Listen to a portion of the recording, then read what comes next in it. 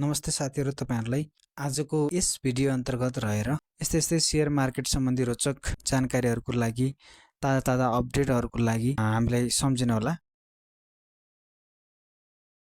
विगत करिब 4 महिना यता नयाँ कम्पनीहरुले आइपीओ निष्कासन गर्नको लागि अनुमति पाएका छन् र यही बेलामा कम्पनीहरुले आइपीओ, एफपीओ र राइट शेयर निष्कासन गर्न अनुमति पाएका छन्। नेपाल धितोपत्र बोर्डले भर्खरै मात्र अब नयाँ कम्पनीहरुलाई नेपाल धितोपत्र बोर्डको अध्यक्ष नभए पनि आइपीओ, एफपीओ निष्कासनको अनुमति दिने भएको छ। 7 को पाइपलाइनमा धेरै कम्पनीहरुले आवेदन दिइसकेर रिप्लाईको वेटिङ गरिरहेका छन्।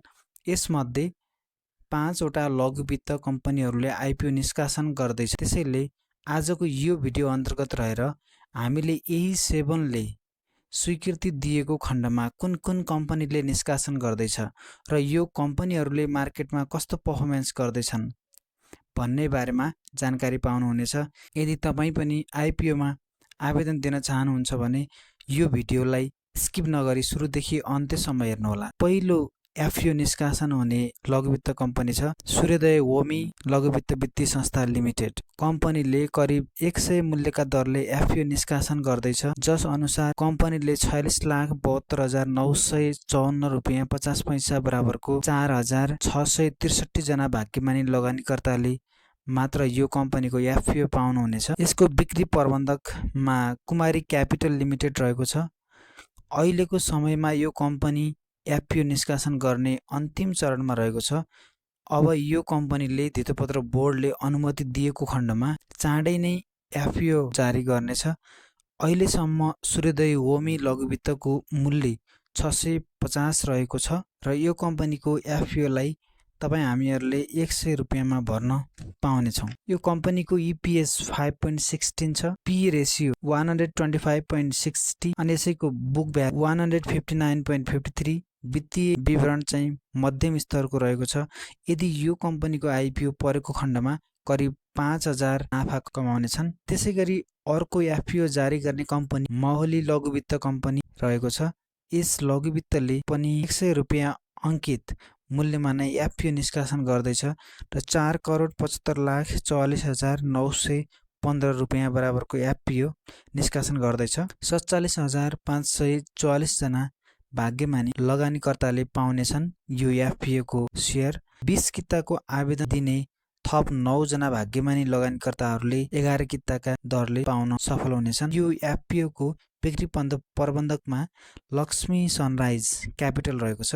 नेपाल धितोपत्र बोर्डले स्वीकृति दिए लगतै यस कम्पनीले एफपीओ निष्कासन गर्न सक्नेछ। यसको अहिलेको मार्केटको कारोबार 979.9 रहेको छ र यो एफपीओ हात पार्ने 7,000 भन्दा बढी नाफा पाउनेछन् र यो कम्पनीको ईपीएस 16.2 रहेको छ, पी रेशियो 50.25 रहेको छ र बुक भ्यालु 195.66 रहेको छ। ओमी लघुवित्त भन्दा यो लघुवित्त कम्पनीको fundamentals, EPS, P ratio, book value सबै राम्रो रहेको छ। त्यसैगरी अर्को नयाँ सारथी लघुवित्त वित्तीय संस्था लिमिटेडले पनि एफपीओ जारी गर्दैछ र 100 रुपैयाँमा 16 रुपैयाँ प्रिमियम थप गरी 116 रुपैयाँ प्रति किताका दरले एफपीओ मा आवेदन दिन सकिनेछ।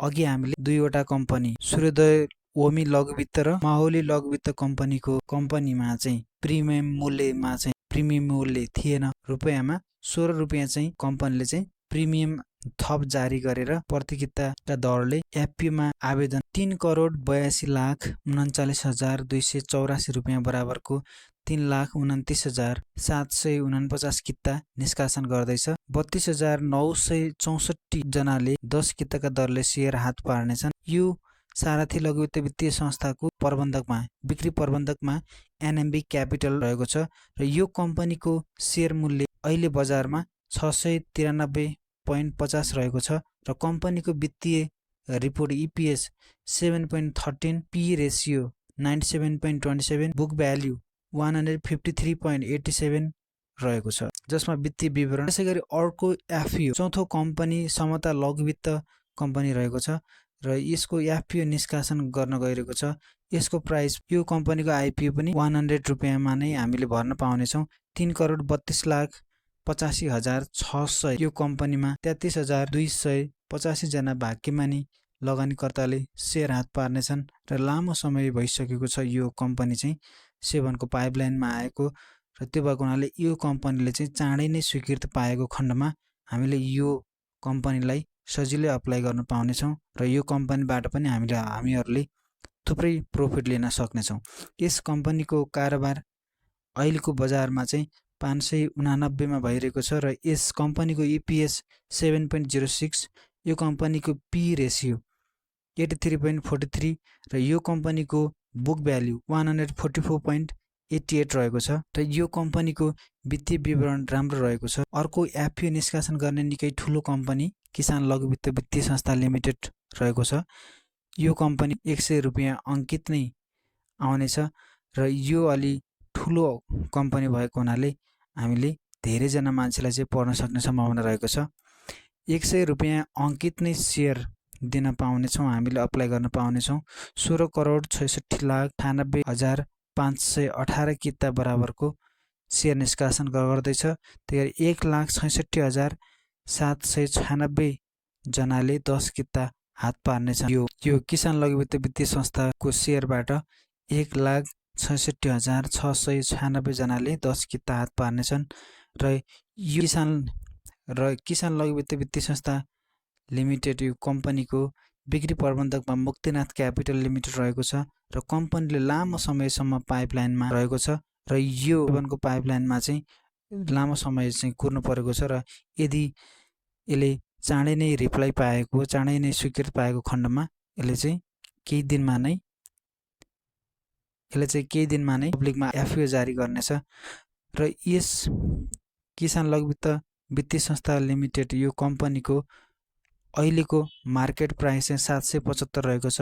यसको P रेसियो 34.97 रहेको छ र यसको बुक भ्याल्यु 115.95 रहेको छ र यसको EPS -22.16 रहेको छ र यसको P रेसियो -34.97 रहेको छ र यसको वित्तीय विवरण अरू पहिलेको लघु वित्तभन्दा यसको वित्तीय विवरण चाहिँ अलि कमजोर रहेको छ र यो कम्पनीको IPO हात पार्ने सेयर धनीले सर्ट टर्ममा सेल गरी नाफा बुक गर्दा राम्रो देखिन्छ। किन भन्दाखेरि यसको EPS, यसको फन्डामेन्टल चाहिँ राम्रो नदेखिएको हुनाले, यसको फन्डामेन्टल इन्डिकेटरहरू राम्रो नदेखेको हुनाले हामीले यदि लङ टर्मसम्म होल्ड गरेर राख्यौँ भने यसले चाहिँ डिभिडेन्ड, बोनस, राइट सेयर चाहिँ दिन सक्ने टाइपको देख्दैनौँ। त्यही भएको हुनाले हामीले IPO परेको, यदि तपाईँहरूलाई IPO परेको खण्डमा तपाईँले केही सर्किट लागेको दिनमा नै यसबाट चाहिँ प्रफिट बुक गर्न सक्नुहुनेछ। त्यसैगरी अर्को आज सर्वोत्तम सिमेन्टको बारेमा चाहिँ भन्न गइरहेको छु। सर्वोत्तम सिमेन्टमा चाहिँ धेरैजना लगानीकर्ताले चाहिँ आवेदन दिनुभएको थियो र धेरै जसो 9 लाखभन्दा धेरैजना लगानीकर्ताको चाहिँ हात रित्तो भएको छ र एक्सेसिभ हिसाबमा चाहिँ प्रिमियममा चाहिँ IPO जारी गरेको थियो र धेरै मान्छेहरूको, धेरै व्यक्तिहरूको चाहिँ आकर्षणको केन्द्र रहेको थियो र त्यो प्रिमियमको IPO पनि आज बाँडफाँड भइसकेको छ।